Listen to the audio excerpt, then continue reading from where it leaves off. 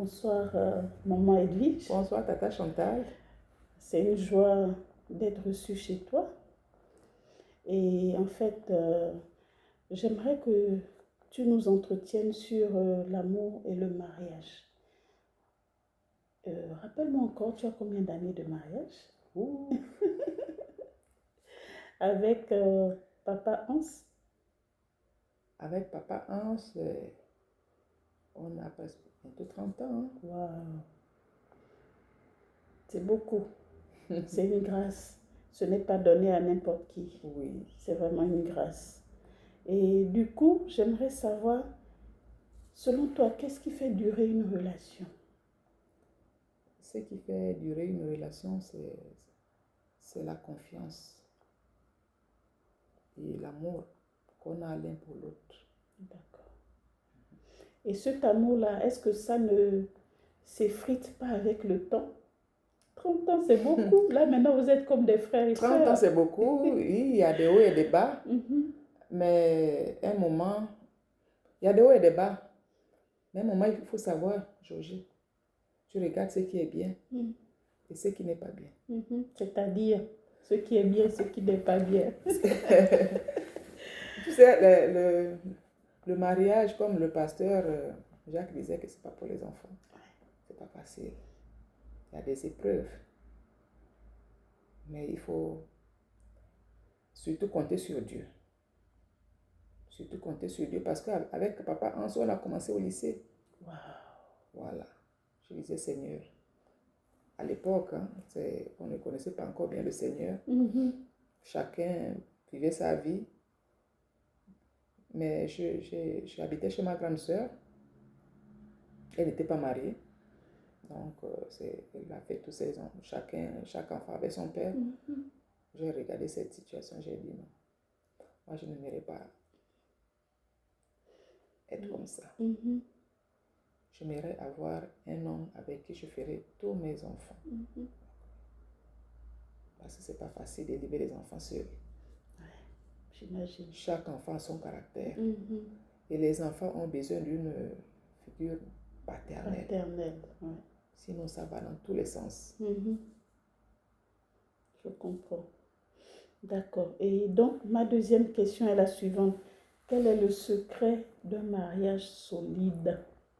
30 ans, c'est que c'est là, c'est solide. Là, c'est un baobab. 30 ans, je vois un homme déjà, hein, marié. 30 ans, c'est toute une vie.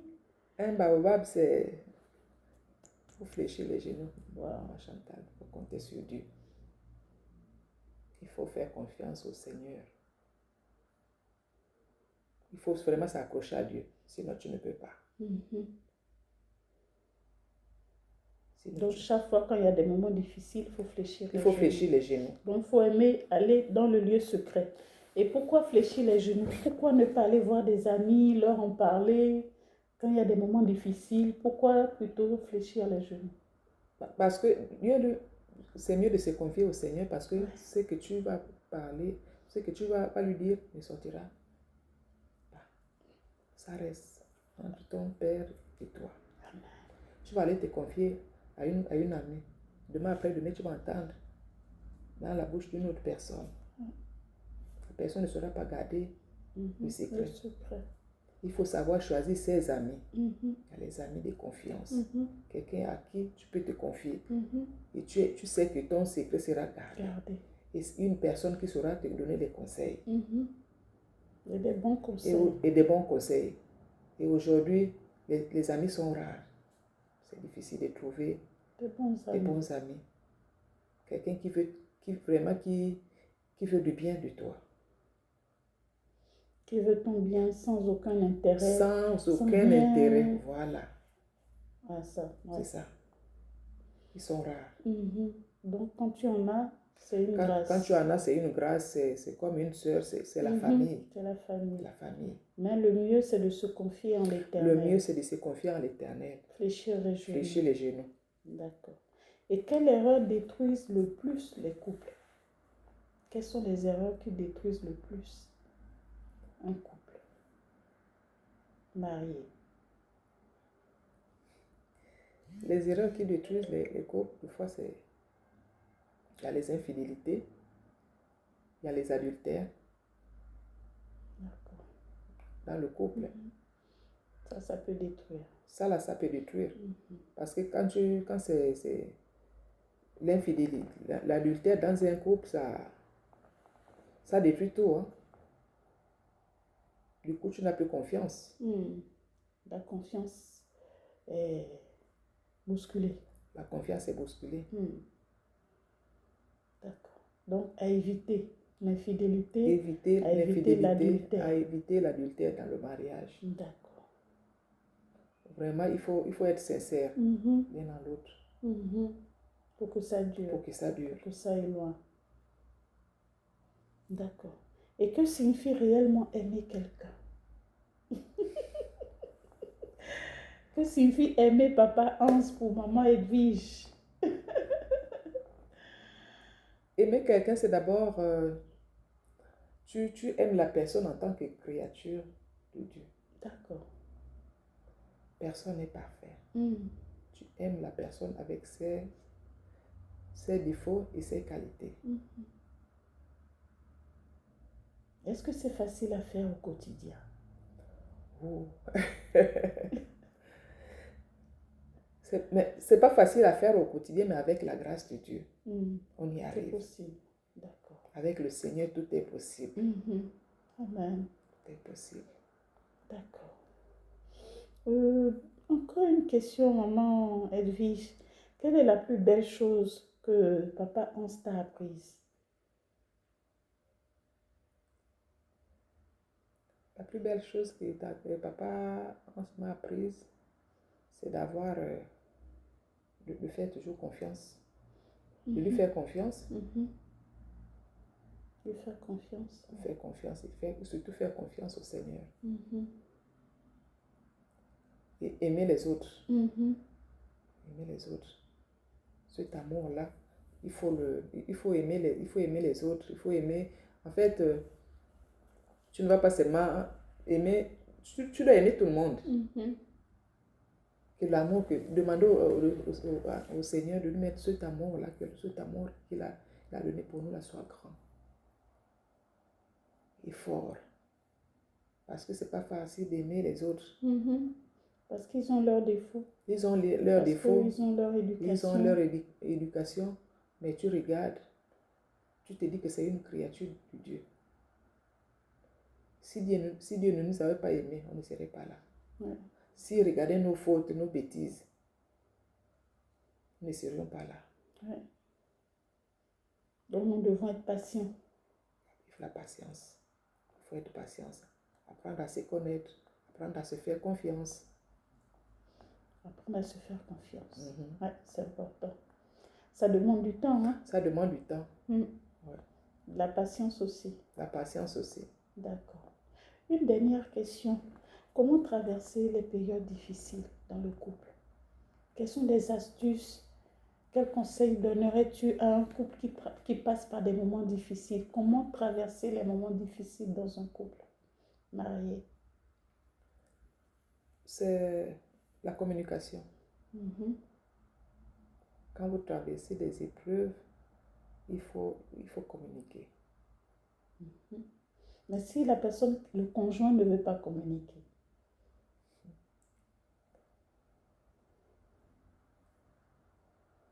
Vraiment là, c'est un peu comme c'est compliqué, mais la communication, elle est très importante dans un couple. D'accord.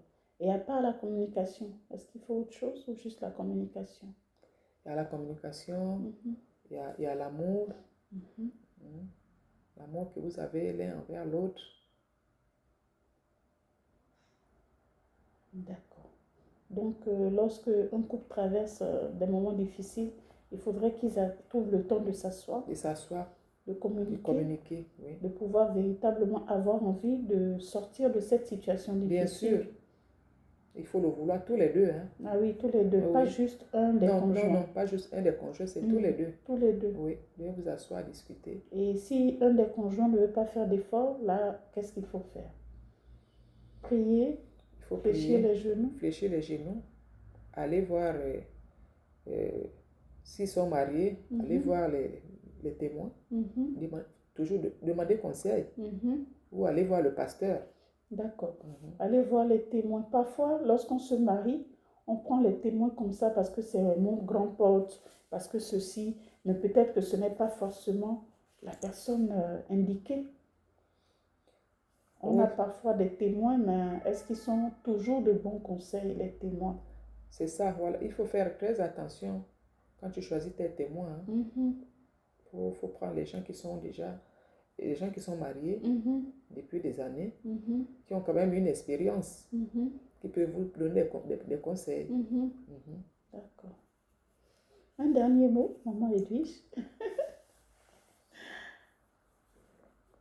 Qu'est-ce que tu voudrais conseiller à une jeune fille concernant l'amour, le mariage, en dehors de tout ce que tu nous as déjà partagé, à une jeune fille de 25 ans, de 30 ans, une jeune fille en âge de se marier ou bien qui vient de se marier il n'y a pas longtemps? Qu'est-ce que tu pourrais lui dire pour pouvoir avoir aussi 30 ans de mariage comme toi et plus? Alors, qu'est-ce que je peux dire à cette jeune fille qui vient de se marier? C'est d'aimer son mari, de ne pas se négliger. C'est pas parce qu'on est marié qu'il faut maintenant se laisser aller. Ça m'intéresse. Ne Oui. pas se négliger, Il c'est-à-dire. faut prendre soin de soi. D'accord. Même si on a des enfants, il faut toujours prendre soin de soi, toujours se faire belle. Pour soi-même d'abord et pour son mari. D'accord. Se faire belle à la maison ou bien se faire belle en sortant Non, même à la maison. Hein. Même à la maison, Oui, c'est pas parce que non, à la maison, il faut toujours te faire belle. Hein. Tu fais tes cheveux, tu fais tes ongles, toujours te faire belle. D'accord. C'est très important. C'est très important. D'accord. Il faut prendre soin de soi. Prendre soin de soi. Ah oui. D'accord. C'est juste à la femme de prendre soin d'elle ou bien les deux conjoints? Non, les deux conjoints. Hein. Parce qu'il y a des hommes qui ne connaissent pas, mais si tu connais, tu apprends à ton mari. Il faut que, quand il sort, il faut qu'on sache que c'est un homme marié. Ses habits doivent être bien repassés, propres. On doit sentir la différence entre un homme, quand il était célibataire et là où il est déjà marié. Voilà. Il doit y avoir une différence. Une différence, là. Il faut que la femme s'occupe de lui. Toujours faire à manger. Préparer. Tu t'occupes de ta maison. Il ne doit plus avoir à manger la nourriture du dehors, n'importe comment. Non. D'accord. Parce que la femme est là et elle prépare à manger. La femme est là, elle prépare à manger. Elle fait à manger pour son mari et pour ses enfants. Et là, ça, c'est la femme par rapport à l'homme. Mais maintenant, l'homme vis-à-vis de la femme. Mais l'homme doit aussi aider sa femme. Hein. Ouais. La femme ne veut pas tout faire. Surtout quand il vient de se marier. Si la femme fait la cuisine, l'homme peut peut-être faire la vaisselle. Mais toujours avec, chérie, est-ce que toujours, c'est pas est-ce que, non, tu lui demandes, est-ce que tu peux m'aider? Est-ce que tu peux m'aider à faire la vaisselle? S'il veut t'aider, il va le faire. D'accord. S'il ne veut pas, tu fais. Tu fais. Voilà. D'accord. Merci beaucoup, maman Edwige, pour ce temps que tu nous as accordé. Et nous croyons que ce temps, ces conseils précieux seront profitables pour beaucoup de nos jeunes sœurs afin qu'elles passent par le bon chemin, qu'elles bénéficient des expériences que tu as reçues de la vie et que tu continues de recevoir de la vie. Merci beaucoup. Bonne soirée. Bonne soirée, Tata Chantal.